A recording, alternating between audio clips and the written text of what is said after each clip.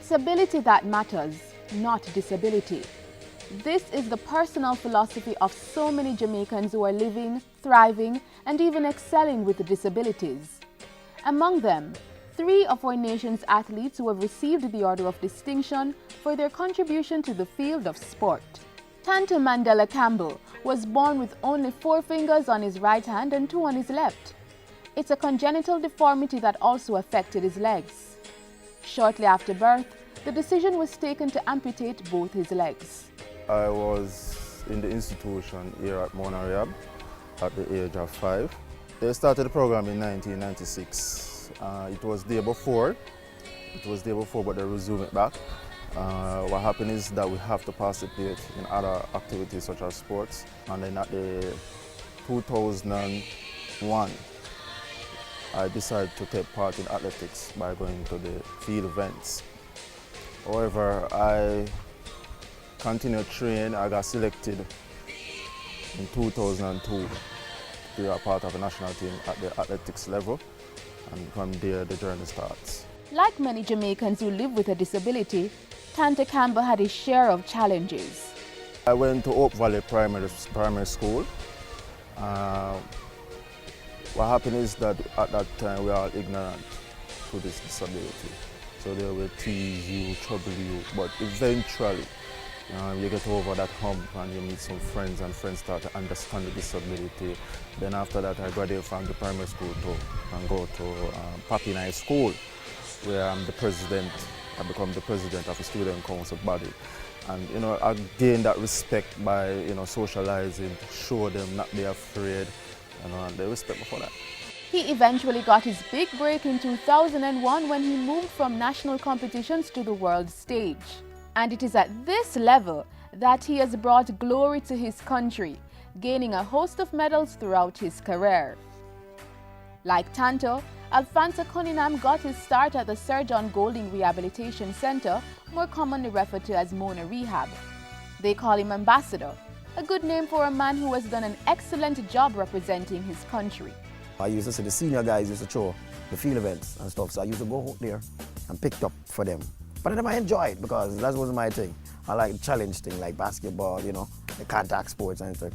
So when I look at field events, I'm like, that's throwing out. And I thought I have to throw like way over the wall or something to really get a medal or be a champion. But, by my coach, Never Sinclair, he taught us that no, it's not like that. We have different categories. I do it in 2003, and then I get picked on the team. He said he qualified for the British Opening in Birmingham, England, where I won 2 gold in javelin and discus. As a Paralympian, Alphonso has won some major awards in his illustrious career, including gold in the discus throw at the 2003 World Games in Birmingham, England, gold in the discus at the 2011 Pan American Games in Mexico, and gold in javelin at the 2012 Paralympic Games in London.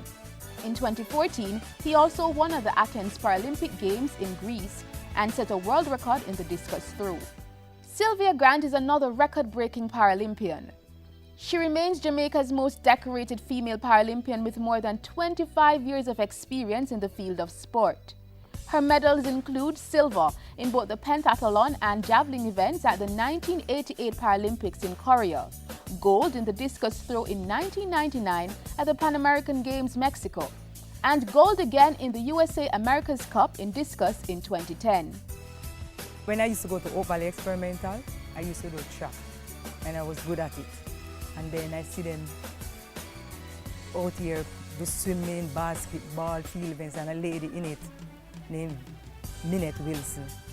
She said, you can come and join it, And I said, all right, and I tried. And when I tried, the team was going to a Pan Am game. I never get picked.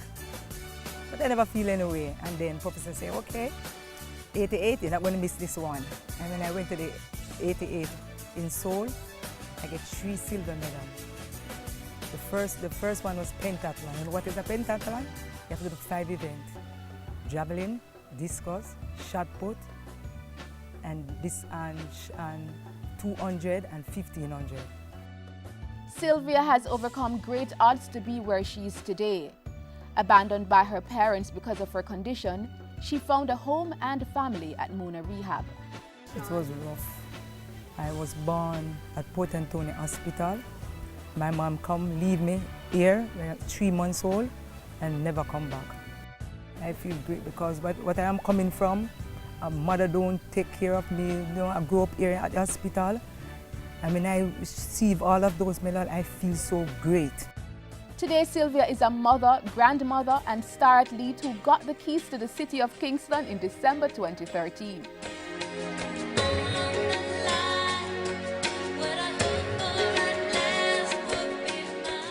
Tanta, Alfonso, and Sylvia have all excelled in their field, but they're especially happy to be receiving national honors.